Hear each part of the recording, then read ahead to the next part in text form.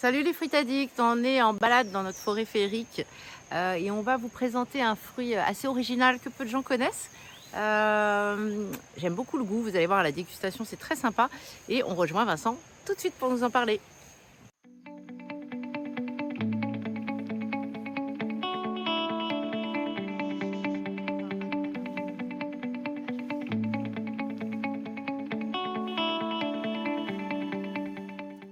Salut les fruits addicts. Alors aujourd'hui, nouvelle vidéo, un nouveau fruit. On va vous parler donc d'un fruit qui n'est pas courant du tout. Peu de gens connaissent le bignai. Voilà, c'est originaire des Philippines, d'Asie du Sud-Est. C'est la famille des Euphorbiaceae, Antidesma bunus. Pas facile à retenir. Hein. Voilà, donc c'est un fruitier qui a plus une connotation ornementale. On s'en sert plus parce que bon, on s'aperçoit que ça reste quand même très très joli comme arbre. Les fructifications sont spectaculaires, donc en grappe. Donc là ici on se retrouve avec une fructification qui commence à arriver à maturité. Donc les fruits qui sont mûrs, ils sont noirâtres. Voilà. Donc ça va là d'ici 15 jours à peu près tout ça, ça sera mûr. Là on commence à les goûter, donc on prend ces petites baies là et puis on va goûter ça tout à l'heure avec Audrey, on va faire le topo, c'est pas mal du tout. Hein. Je vous en dis pas plus pour le moment. Voilà, donc qu'est-ce qu'on peut dire de sa culture? On va, comment dire, bon, ce sont des arbres qui ont des pores, on va dire plutôt buissonnants. Ce ne sont pas des fruitiers qui, avec un tronc élancé, une ramure, tout ça. Là, on est plus sur des pores qui sont buissonnants. Bon, par contre, ça peut se tailler sans problème. Et puis, on va avoir, donc, comme tous ces fruitiers d'Asie, des arbres qui ont quand même besoin de chaleur, d'humidité. Bon, voilà. Le type de sol à ton avis? Bon, type de sol, Ça a l'air 4x4, on en a plusieurs de plantés un peu à droite, à gauche. On s'aperçoit que ça s'accommode de sols assez différents. Exposition solaire? Alors, on en a qui sont plantés, je viens d'avaler les graines. Mais bon, c'est des petites graines, ça va.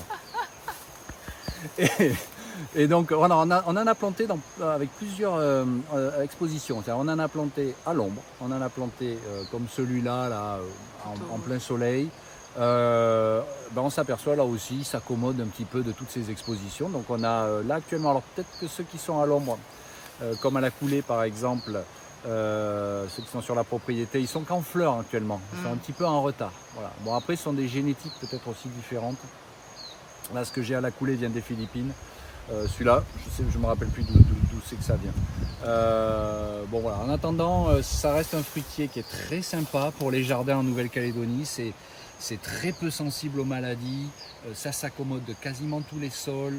Voilà, ça supporte même, j'ai envie de dire, ça peut aussi supporter d'avoir les pieds dans l'eau parce qu'on en a là-bas à la coulée qui sont... Oui, pas loin de la... Ouais, pas très loin du petit creek là. Et quand cette année on a eu beaucoup d'eau, au contraire ça ne les dérange pas. Ouais. Donc voilà, c'est un arbre adapté à la plupart des jardins en Nouvelle-Calédonie et que je vous conseille vivement. Les fructifications, comme vous pouvez le voir, sont spectaculaires. Ça fleurit tous les ans, ça fleurit tous les ans. C'est beau, hein? Ouais, c'est très sympa. C'est très beau et puis je pense que les oiseaux aiment bien.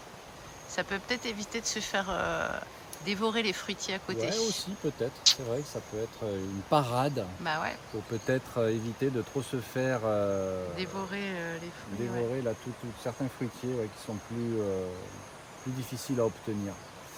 Bon voilà. On passe à la dégustation. On passe à la dégustation, ouais. Bon voilà. Séquence dégustation du bignai. Alors moi quand j'avais découvert ce fruit, Vincent m'avait dit qu'il y aurait des vertus aphrodisiaque a priori, vrai. Mais on l'a jamais retrouvé. Je sais pas, on a essayé. On l'a jamais retrouvé, on a essayé, peut-être que vous ne nous retrouverez pas avant quelques temps. Allez, dégustation du bignai, donc ces petites baies qui sont très sympas, toutes petites. Et petite graine, hein. Super bonne. Ouais. C'est un goût de cassis. Ah, c'est ça? Ouais, c'est pareil. Je me suis dit, un goût de cassis, ça a vraiment le goût du cassis, c'est très très proche du cassis. Ouais. Alors, juste la peau qui est un petit peu plus épaisse, un peu amère. Ouais. Il y a peut-être un peu moins de chair que dans le cassis. Oui, c'est très petit. Ouais. Vraiment, vous croquez, il y a un tout petit peu de jus. Vous aspirez un peu la chair et vous êtes tout de suite sur le noyau. Ouais. Regardez, je vous montre la taille du noyau. Ouais. Comparativement aux fruits, vous voyez, il n'y a pas grand-chose.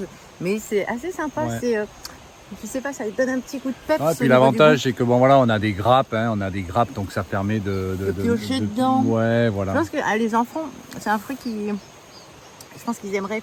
Tu sais, ce côté un peu picoré. Les petites baies comme ça, un peu comme nous en France, les mûres ou les myrtilles ou les trucs comme ça. Alors là, tu vois, je suis en train d'en déguster un qui est un petit peu moins mûr. Donc, je conseille il est un peu plus acide. Un peu plus acide. Là, ils sont bons. Ils sont meilleurs que ceux qu'on avait eu il y a 2 ans. Bah après, c'était pas le même arbre. Ah, c'est sur celui-ci. T'es sûr que c'était celui-là? Ouais, j'avais fait une vidéo sur Nature Audrey. D'accord, ok. Ok, parce qu'on a plusieurs génétiques en fait pour cette espèce-là. Parce que comme je disais, ça a une valeur ornementale. Donc on en a planté un peu à droite à gauche parce qu'on trouve cet arbre magnifique. Ouais, il est beau. Cette espèce, elle est super sympa. Alors ce qu'on avait vu aussi, c'est qu'il y avait 2 variétés. Une qui était à petite taille et une qui pouvait monter à 30 mètres. Oui, il y en a une qui est un peu moins arbustive, qui est un peu plus en forme d'arbre. Ouais. Donc voilà pour le Big Nile. Ouais, ben voilà ce qu'on peut dire. Et puis alors après, c'est un fruit qui est pas mal utilisé, donc je vous disais aux Philippines, et puis à Java aussi, ils ont mis ça beaucoup dans les jardins, dans les cultures, et ils font beaucoup de transformations avec ce fruit. Donc il y a de l'alcool qui est fait, un genre de vin. Il y a bien sûr des confitures. Il y a pas mal de transformations autour de ce fruit qui est très productif. Ouais, voilà. on le voit. Là, vous voyez, ça c'est juste un arbre. Vous voyez, c'est une branche même. On va dire, c'est des quantités de fruits que l'on va pouvoir récolter là d'ici, je dirais, les premiers commencent à mûrir d'ici 15 jours à peu près. Et on en trouvera un peu en pépinière à l'ouverture. On a quelques pieds qui en sont déjà assez avancés. Ouais, on vous a préparé quelques pieds, donc ils seront dispo à la pépinière le 14 mai. Ça marche. Allez, on vous laisse. À bientôt. Salut les frites addicts. Ciao, ciao.